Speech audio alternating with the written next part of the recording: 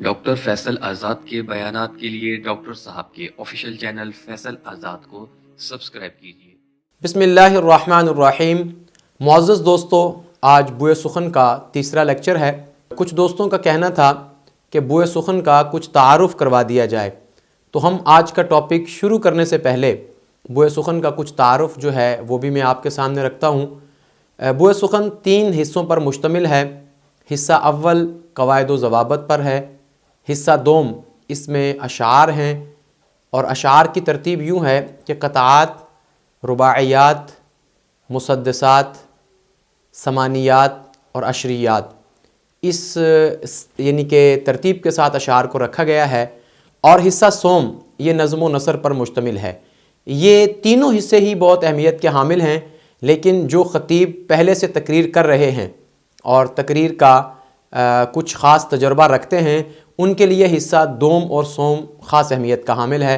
خاص کر جو حصہ سوم ہے، اس میں نظم اور نثر کو ملا کر ایک 10 منٹ کی، 15 منٹ کی یا 5 منٹ کی ایک تقریر جو ہے وہ بنائی گئی ہے، اور اس میں کسی میں نظم پہلے ہے اور نثر بعد میں ہے، کسی میں نثر پہلے ہے اور نظم بعد میں ہے۔ تو اس طرح بوئے سخن جو ہے وہ 3 حصوں پر مشتمل ہے۔ ہر حصہ آپ کے لیے، جو خاص کر نئے طلبہ ہیں، ان کے لیے بہت ہی مفید ہے۔ آج کا لیکچر حصہ اول یعنی قواعد و ضوابط کے بالکل آغاز میں، جیسے گزشتہ لیکچر میں بسم اللہ الرحمن الرحیم پر ہم نے بات کی تھی، آج کا ٹاپک ہوگا ذات پاک پر ہے درود، یعنی درود پاک کے موضوع پر گفتگو ہوگی، اور اس پر ایک کلام بھی جو یہاں ذکر کیا گیا ہے میں وہ بھی آپ کے سامنے رکھتا ہوں۔ لیکن اس سے پہلے درود کے حوالے سے کچھ باتیں بہت ہی ضروری ہیں کہ ہمارے خطباء کرام اکثر تقریر کرتے ہوئے کہتے ہیں کہ جی لوگ کہتے ہیں کہ یہ درود کے منکر ہیں، چلیں جی میں آپ کو درود سناتا ہوں۔ پھر وہ کوئی درود پڑھ دیتے ہیں یا کوئی درود کے اوپر اشعار پڑھ دیتے ہیں، اور وہ یہ سمجھتے ہیں کہ اس سے ہمارے اوپر جو ایک الزام ہے وہ الزام جو ہے وہ ختم ہو جائے گا۔ اور اسی طرح ہمارے نعت خواں حضرات جو ہیں وہ کبھی نعت پڑھتے پڑھتے کہتے ہیں جی لوگ کہتے ہیں کہ ہم نعت نہیں پڑھتے، تو چلو آؤ میں آپ کو نعت پڑھ کے سناتا ہوں۔ تو پھر وہ نعت کے اشعار پڑھتے ہیں، جو کوئی بہت اچھا شعر ہوتا ہے اس کو وہ جو ہے دہراتے ہیں۔ تو بہرحال یہ کچھ حد تک تو چیزیں ٹھیک ہوتی ہیں، لیکن اس کو اپنا وتیرہ بنا لینا اور ہر نعت خواں جو ہے ہر نعت خوانی کے موقع پر وہ یہی بات دہرائے اور پھر لوگوں کو نعت سنائے، تو یہ مناسب نہیں ہے۔ اور اسی طرح خطیب ہر تقریر کرتے ہوئے یہ کہے کہ لوگ کہتے ہیں کہ ہم رسول اللہ کی بات نہیں کرتے، آؤ میں رسول اللہ کی بات تمہیں سناتا ہوں۔ لوگ کہتے ہیں کہ رسول اللہ پہ درود نہیں پڑھتے، آؤ میں تمہیں درود پڑھ کے سناتا ہوں۔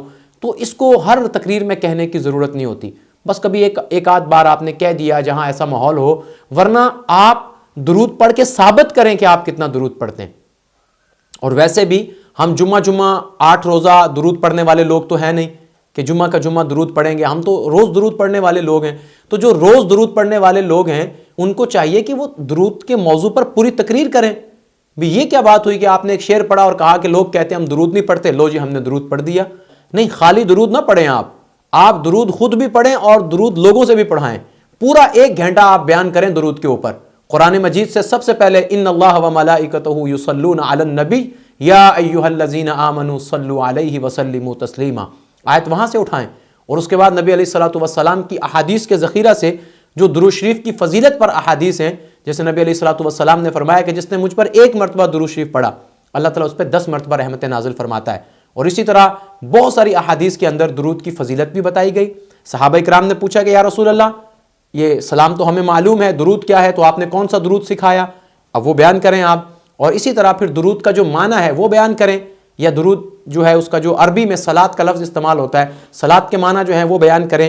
آپ پورا ایک موضوع جو ہے وہ تیار کریں درود کے اوپر، اور یہ ہر مہینے میں 1 جمعہ اس کے اوپر پڑھائیں، اور ہر جو ربیع الاول آتا ہے یا کوئی اور ایسا موقع ہوتا ہے جب آپ کو تقریر کا موقع ملے، تو ایک تقریر جو ہے درود پر ہر سال آپ تیار کریں اور نئی تیار کریں آپ۔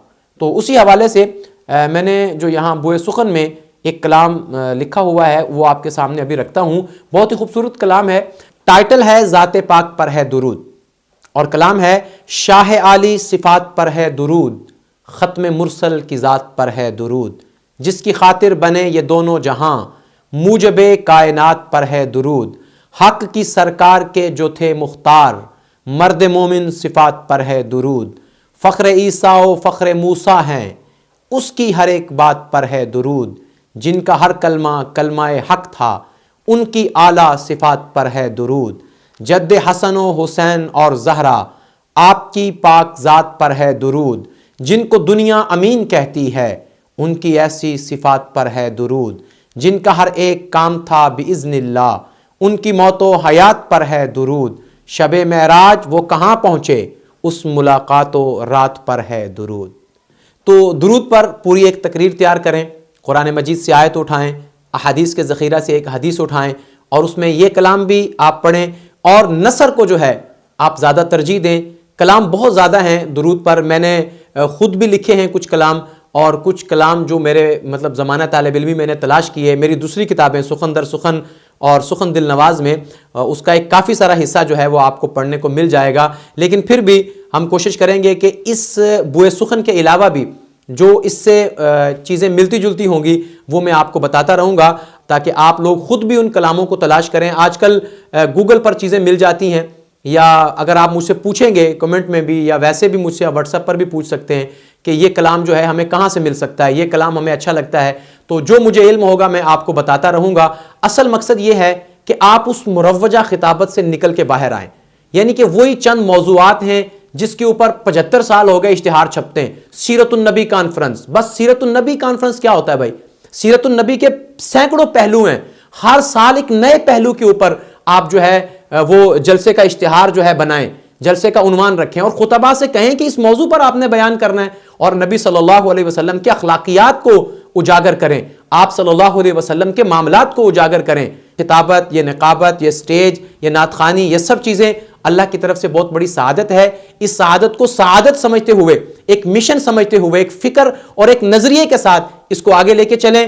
اللہ تعالیٰ اس کو قبول فرمائے۔ جتنے بھی خطباء ہیں، جتنے بھی نعت خواں ہیں، جتنے بھی قراء ہیں، جتنے بھی نقاباء ہیں، اللہ سب کی محنتوں کو قبول فرمائے، اور خلوص نیت کے ساتھ ہمیں دین کی اشاعت و تبلیغ کرنے کی توفیق عطا فرمائے۔ ملتے ہیں انشاءاللہ اگلے لیکچر میں۔ السلام علیکم ورحمۃ اللہ وبرکاتہ۔